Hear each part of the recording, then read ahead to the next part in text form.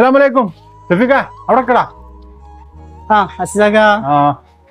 എടാ സഫീഖ, എനിക്ക് അയച്ചെന്ന വീഡിയോ ഉണ്ടല്ലടാ, അത് ഞാൻ കണ്ട്. അത് കണ്ടപ്പോഴാണ് എനിക്ക് അതിന്റെ ഒരു ഗൗരവം മനസ്സിലായത്. അസിസക, ഇന്നത്തെ കാലത്ത് സ്ത്രീധനൊക്കെ ഇപ്പൊ കുറെ എടുത്തുപോയി ഇല്ലാന്ന് തന്നെ പറയാ. എന്നാലും നിങ്ങളെ പ്രായക്കാരൊക്കെ കുറച്ച് ആൾക്കാരുണ്ടല്ലോ, അന്നൊക്കെ ഇത് ഒരുപാട് വാങ്ങി കൂട്ടിയിട്ടുണ്ടല്ലോ. അപ്പൊ ആ രീതിയിൽ എനിക്ക് അയച്ചെന്നേ ഉള്ളൂ. ഇജ്ജ് പറഞ്ഞ മാതിരി തന്നെ ഞാൻ സ്വന്തമായിട്ട് അഡ്വാൻസ് ഉണ്ടാക്കിയാണ്ട് ഒരു മഹാറാണ്ട് വാങ്ങിച്ചു. ഓളെ കൊണ്ട് ഞാനത് പൊരുത്തപ്പെടുത്തി ആ ഒരു വിഷമം അത് തീർത്തു. അസിസക, നിങ്ങൾ ഈ ചെയ്തിട്ടുണ്ടല്ലോ വലിയൊരു പുണ്യാണ്. രണ്ട് ലോകത്തും നിങ്ങൾക്ക് ഇതിന്റെ ഒരു ഹൈർ ഉണ്ടാവും.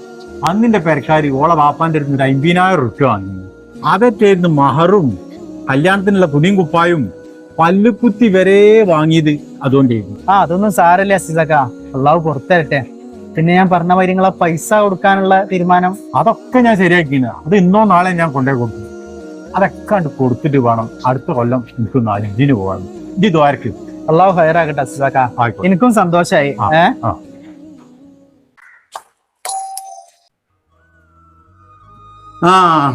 അസീസ, ഇജിന്റെ ഈ നേരത്തെ കുട്ടികളൊന്നും കൂട്ടിയില്ലേ?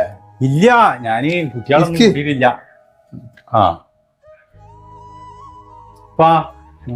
ഇത് കുറച്ച് പൈസയാണ്. ഇത് നിങ്ങള് അവിടെ വെക്കി. ഇതിപ്പോ എന്ത് പൈസയാണ്? ഇജ് കാര്യം പറയ്. ഇജിന്റെ അടുത്ത് കാര്യമൊന്നും വാങ്ങിയിട്ടില്ലല്ലോ. എന്റെ കല്യാണത്തിന്റെ അന്ന് ശ്രീധനം എന്ന് പറഞ്ഞാണ്ട് എന്റെ ഉപ്പയും എളാപ്പാരും എല്ലാം കൂടി നിങ്ങളെ ഇരുന്ന് ഒരു 50,000 റുപ്യ വാങ്ങിന്നല്ലോ. ഇത് ഇതാ 1,00,000 റുപ്യ ഉണ്ട്. ഇത് നിങ്ങളവിടെ വെക്കും. എടാ, അതൊക്കെ 10-25 കൊല്ലം മുമ്പുള്ളതല്ലേ. ഇജിപ്പോ അതും ഇതാക്കിങ്ങാണ്ട് ഇങ്ങോട്ട് പോരേണ്ട വല്ല കാര്യമുണ്ടാ? അല്ലപ്പാ, എനിക്ക് ഈ കടങ്ങളൊക്കെ വീട്ടിട്ട് വേണം. അടുത്ത കൊല്ലം ഞാൻ അഞ്ചിന് പോകണമെന്ന് വിചാരിക്കുന്നു. ഇതൊക്കെ ഒരു ബാധ്യതനല്ലേ ഇപ്പാ. അന്ന് എനിക്കത് അറിയില്ലായിരുന്നു. ഇന്ന് ഞാനത് തരാൻ ബാധ്യസ്ഥനാണ്. ഇതാ, ഞാനിപ്പോ എങ്ങനെയാടാ എൻ്റെ ഇരുന്നത് വാങ്ങാ? ഇജിന്റെ മോനല്ലേ. സംഗതി പറഞ്ഞതൊക്കെ ശരി തന്നെയാണ്. ബാധ്യത തന്നെയാണ്. ഇതൊരു കാര്യം ചേച്ചി, ഏതായാലും ഇപ്പൊ മാമുട്ടിന്റെ മോന്റെ കല്യാണം ആകുകയല്ല, ഓനക്കാളുള്ള ചെലവുകളുള്ളത്. ഇതത് ഓനക്കാണ് കൊടുത്താള്. മാമുട്ടിയെ